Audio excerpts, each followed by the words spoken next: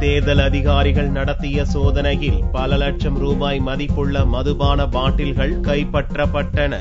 தமிழகத்தில் நடக்க உள்ள லோக்சபா தேர்தலை முன்னிட்டு 3 நாட்கள் டாஸ்மாக் கடைகளை அடைக்க தேர்தல் ஆணையம் உத்தரவிட்டது.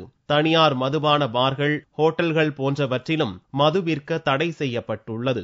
இதைத் தொடர்ந்து மதுபான விற்பனையை தடுக்க பறக்கும் படை மற்றும் போலீஸ் அதிகாரிகள் தீவிர சோதனை மேற்கொண்டு வருகின்றனர். இந்நிலையில் கோவை மாவட்டம் செட்டி வீதியில் உள்ள ஒரு கடையில் பதுக்கி வைக்கப்பட்டிருந்த 2 லட்சம் ரூபாய் மதிப்புள்ள 2000 மது பாட்டில்களை போலீசார் பறிமுதல் செய்தனர். கடை உரிமையாளர் குமார் என்பவர் கைது செய்யப்பட்டார். குமாருக்கு அரசியல் தொடர்பு எதுவும் உள்ளதா, கள்ள மார்க்கெட்டில் அதிக விலைக்கு விற்க முயற்சியா என்பது குறித்து விசாரணை நடத்தப்பட்டு வருகிறது. இதேபோல புதுச்சேரி மாநிலம் காரைக்காலிலிருந்து தமிழகத்திற்கு கடல் மூலம் கடத்த இருந்த 15,000 மதிப்புள்ள மது பாட்டில்களை கடலோர காவல்படை போலீசார் பறிமுதல் செய்தனர். கடத்தலில் ஈடுபட்ட புதுப்பேட்டை மீனவ கிராமத்தைச் சேர்ந்த கஜேந்திரன், உலகநாதன் ஆகிய இருவரும் கைது செய்யப்பட்டு போலீசாரிடம் ஒப்படைக்கப்பட்டனர்.